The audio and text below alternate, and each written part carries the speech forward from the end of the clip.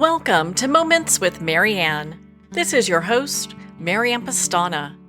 We're here today with special guests, Mordy Levine and Lama Lhanang Rinpoche, who is here to share with us their new book, The Beginner's Guide to Karma, How to Live with Less Negativity and More Peace. So have you ever felt that life is giving you exactly what you put into it, good or bad? What if karma isn't just about fate, but a powerful tool you can use to bring more peace and positivity into your life? Well, today's guests are here to share with us just that. Rinpoche was born in historic Tibet and received traditional education in a monastery and later studied under several respected Tibetan lamas. Today he teaches Buddhism at a center in San Diego, California. Mordy Levine is an entrepreneur and meditation teacher. He created the Meditation Pro series, a meditation program designed to alleviate chronic health issues. So welcome to the show, Mordy and Rinpoche. Thank you. Good to be here again. Thank you. Well, my goodness, what an honor it is to have the both of you to talk about this book.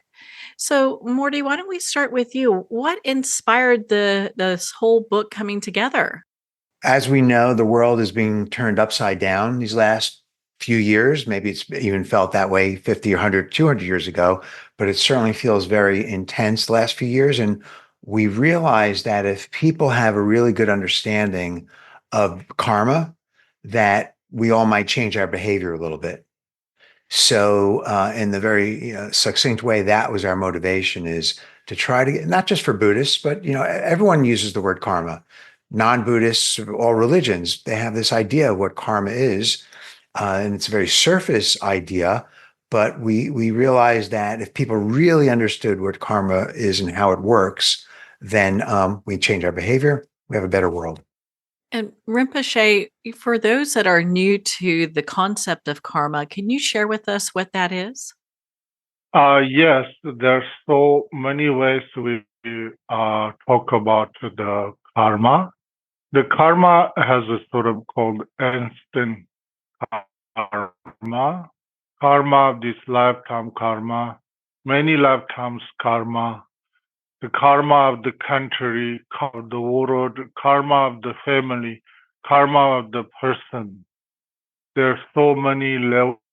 You don't do anything, but you create karma. Sometimes you do something, but you don't create the karma. The seeds of the karma is our mind. How you think, that starts the karma. Maybe you sit in the couch and just sort of watching the news or television, and you wish to some politician, or I hope somebody killed this person or shoot it. Actually, you can karma. It's you not doing nothing. You just sitting in the couch, but you creating the bad karma. Start there. And sometimes maybe you're driving into the road and maybe you kill birds or rabbit or some little animal. Then you feel it's like, oh, I created bad karma. I killed this. But actually, you just have created karma. Is you go in that direction. That animal's karma, they some kind of past lifetime karma connection. The instantly they need die that moment. So you didn't create the whole karma. Looks like bad, but you didn't create the karma. So karma is how you think. It's really your thinking is loving kind, even though you're yelling or you're upset, but your heart is full of loving kindness and compassion. And that's just a good karma runs by wisdom. Like what I'm saying is the parents always kind of sometimes yell or discipline their children, but they never think of themselves. They only think about their children's future. That's good karma. And the son maybe yell mad, but not about selfish or self-centered reasons. Only think about how to benefit the country, benefit the world. That is the compassion, the good karma. The karma starts with how you think, and then how you act, then or how your action is completed, then you can the karma completed. You like one day you say, oh, want to kill some animal, you buy a gun, then you go to the mountains, you hunt, you shot, you kill. That's called completed karma. But when you think in the moments, you create karma. So that's why it's a person. It begins to really think a good kindness, loving kindness and compassion, and we need that for this country in this world. I hope that little covers a little bit about karma. Thank you for taking the time to share that with us. It has me thinking. So, when we talk about karma, and then a lot of people know about free will. So, are they compatible? How do they work together? Yes, that's the karma of the universe. You see, the universe has its own karma to this dark ages, to ice ages, to water world, to dinosaur times, no water times, global warming times, heat up times, empty the global. That is the university the karma of the whole the world. So, and that's the kind of automatic karma we are living. But also the personal karma, country's karma, we all have the responsibility to change. The changes within ourselves. We think sometimes like, oh, I'm only one person, I can do not much.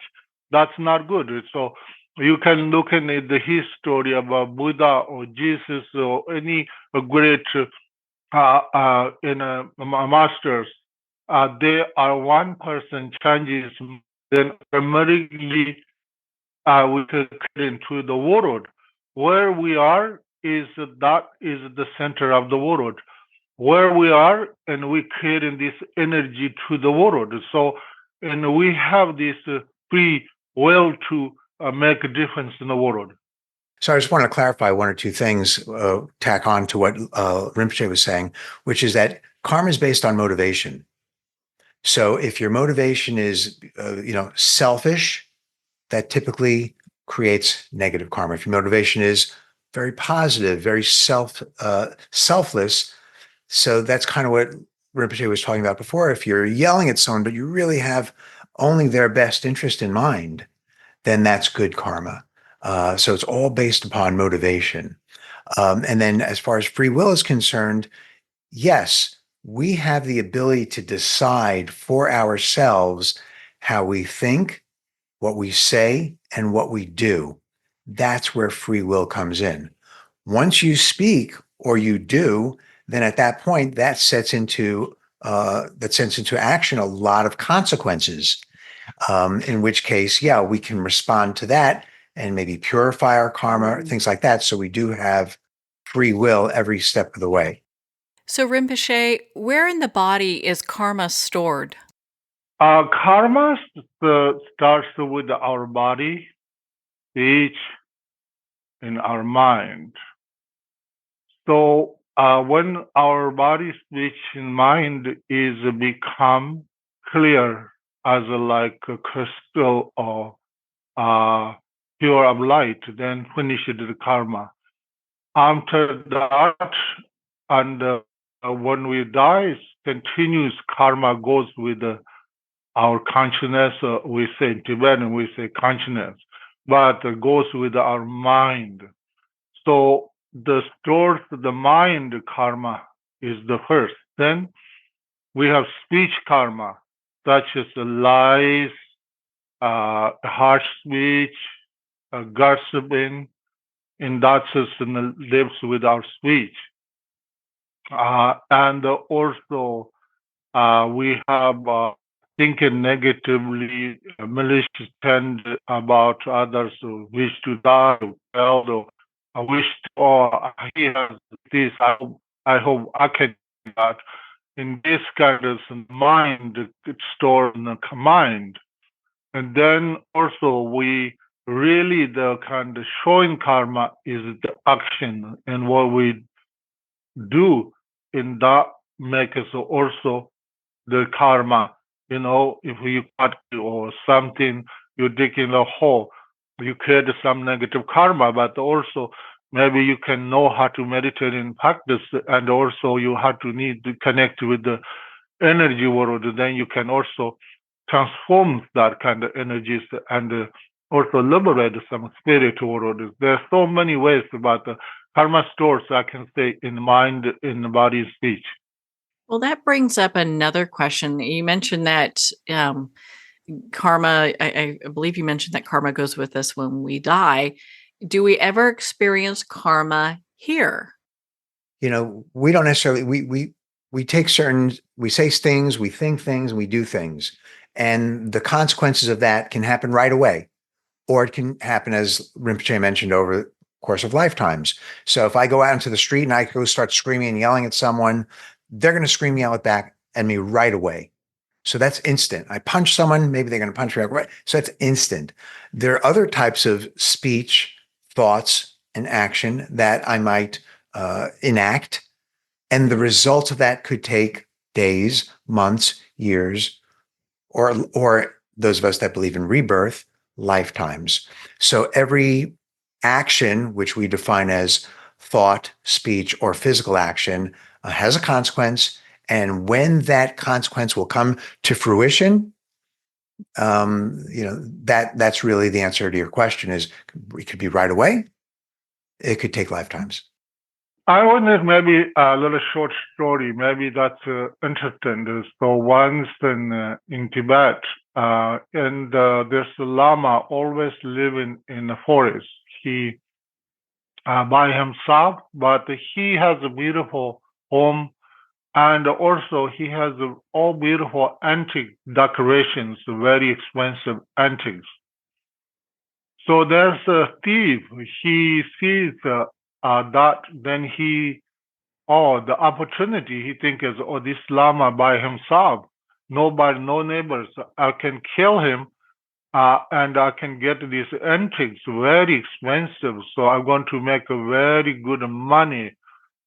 So, and he studied a little bit of Lama. The Lama, he gets up 1 o'clock in the morning, he does practice truth and meditation.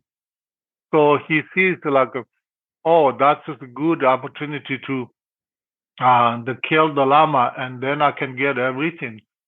So when Lama is doing the meditation, practice truth, then this thief, he went in and he cut his head, and the head was fell down and to the ground. Then blood is like everywhere. He can run out.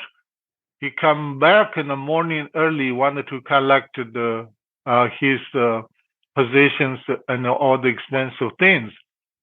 And then Lama's making breakfast. He said, "Oh, somebody so early coming. Come in. Oh, you can keep me company. We can have breakfast together." Then the thief will start with crying, and he's kind of doing prostrations and crying. And he said, "I'm so sorry. I thought you were just a rich person, but you are really real Lama living in these mountains. It's amazing. So please forgive me. I killed you last night, and but you come alive now." The Lama says, "Oh, that was you. I thought it was just illusion, but that was you." So then the Lama says, and I have all these things because the rich family built a home for me, and then their parents died. And then the children gave it to me, all the antique things. I keep in for them, but if you ask, I can give it to you, but that's okay. I owe karma. Once a lifetime, I killed the bee. I cut the bee's head. That's the karma in my mind. I can see through my meditation. I still owe that karma. So in that moment, the Lama's head was fell down, and the Lama fell to the ground.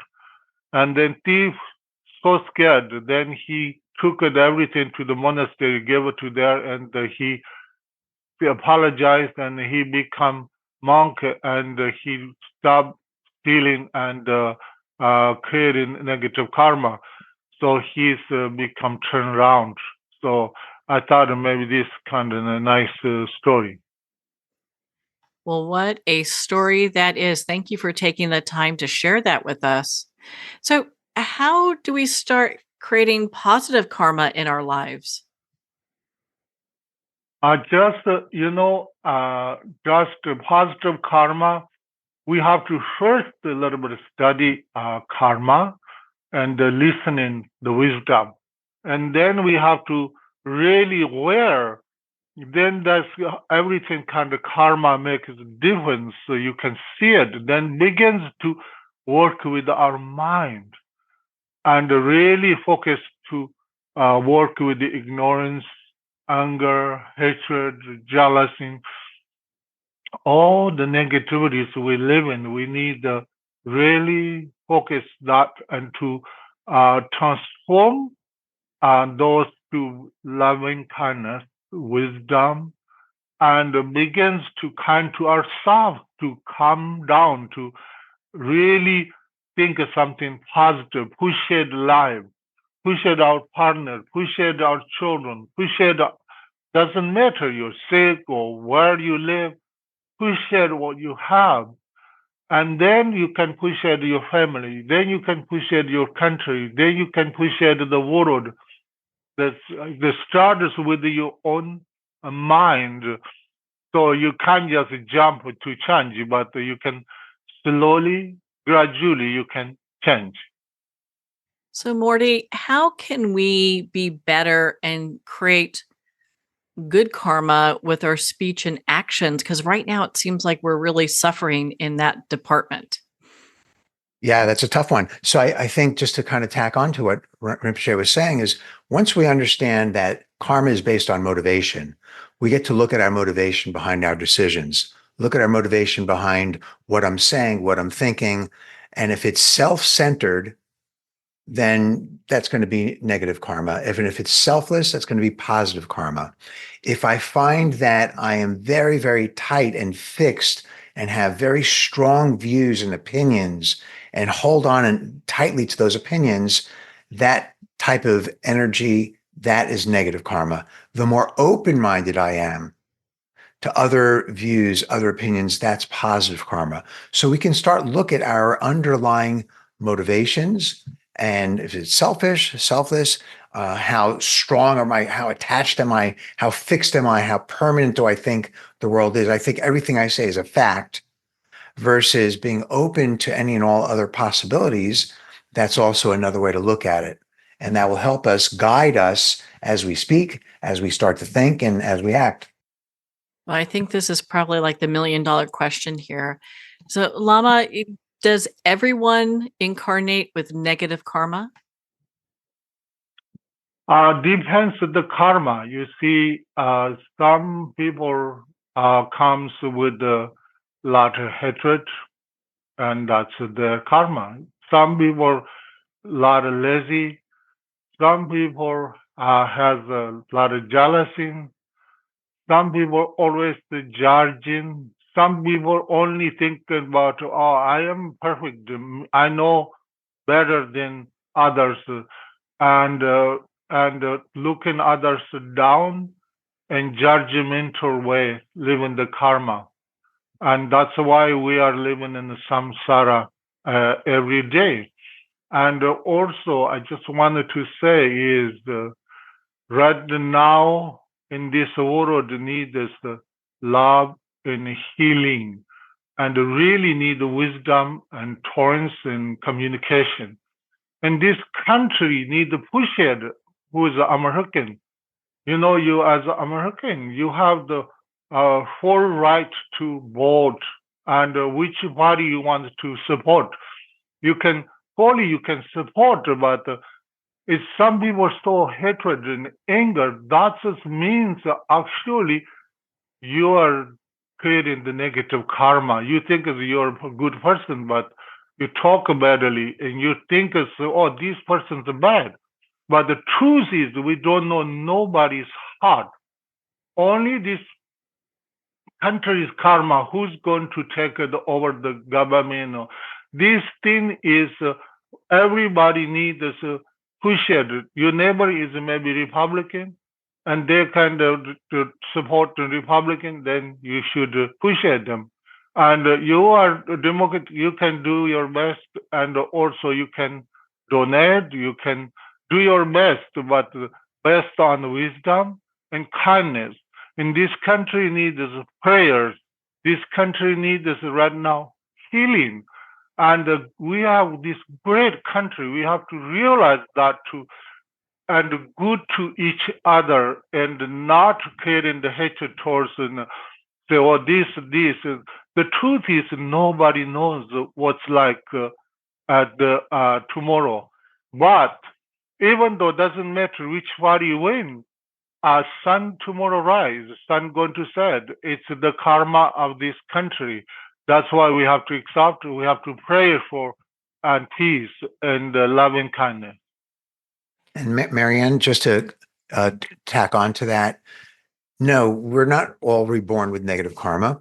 The way it works is how we live now, right at this moment, is how we will live the next moment. So right now, this moment kind of determines the next moment. If I'm angry and I'm screaming, I'm yelling, chances are I'll be in an angry environment. I'll be yelling. Someone will be screaming at me 2 minutes from now.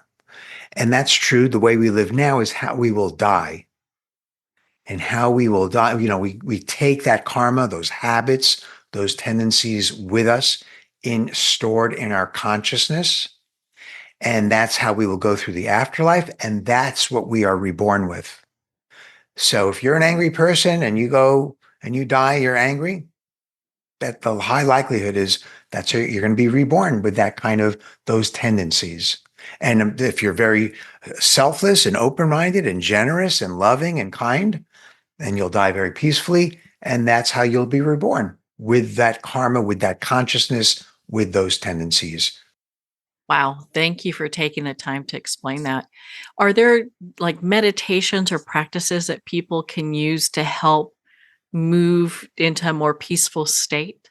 Yes, definitely. There's so many prayers, so many meditations, but these things actually you have to build a long time to really become benefit and effect. So, but it's very important is creating the right motivation of loving kindness. And then actually the action makes a difference. You have to begin to love your opponent, or you somebody, your enemy, or you don't like something, begins to why I don't like. Then this don't like thing is in your heart, so you can change that. To that only hurting yourself and your family and yourself or yourself. So that's why it's very important to really creating the loving kindness. Then if your mind has become really loving kindness, then you can do prayer. The prayer meditation really benefits in fact. But your mind is full of hatred. You might be mouth saying mantras and you just sit and pretend meditating. Maybe your anger is more stronger. So that's why that field is somebody wanted to know, need this qualified, or somebody has the inner experience of the mind, and that person can guide, and that way we can work anybody can work, man can work, woman can work, politician can work. Everybody needs this meditation and practice of loving kindness. Great. Thank you. And Marianne, we in the book, Beginner's Guide to Karma, we provide certain meditations and guidelines so people can do it. You don't have to be a Buddhist. Obviously Rinpoche and I are Buddhists, but the book was written for all people of all religions, and all religions to some degree or another, appreciate the law of karma. They use different words, but they have and different details, of course, but the concept's the same. So, we like to provide different types of meditations that are for Buddhists and non-Buddhists in the book that will help generate positive karma. Well, I found the book, The Beginner's Guide to Karma, to be such a fabulous read. Mordy and Rinpoche, thank you both so much for taking the time to be on the show with us here today. Thanks for Thank having you us. very much. Good to see And you again. really happy to talking to you. Thank you. Good to see you again. Thanks, Marianne. Well, thank you, Rinpoche and Mordy. It has been such an honor to spend this time with you and to talk about your new book, The Beginner's Guide to Karma: How to Live with Less Negativity and More Peace. The Beginner's Guide to Karma is available at Amazon, Barnes & Noble, and all indie retailers. And remember, support our indie bookstores. If you don't see it on the shelf, just ask for them to order it. You can also order this book directly from the publisher, Sounds True, at soundstrue.com. For more information on upcoming events, visit BuddhistSanDiego.com or MordyLevine.com and be part of their community. Well, we're at the end of our time today. I'd like to thank everyone for tuning in. You've been listening to Moments with Marianne, where we make every moment count.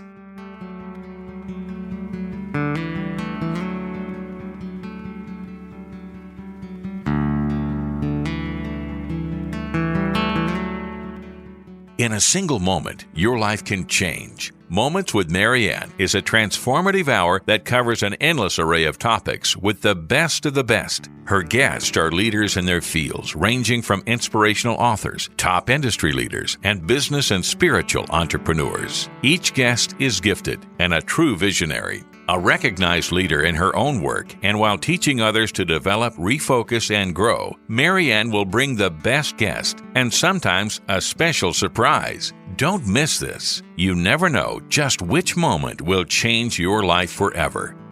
Make sure to tune in and visit momentswithmarianne.com for more information.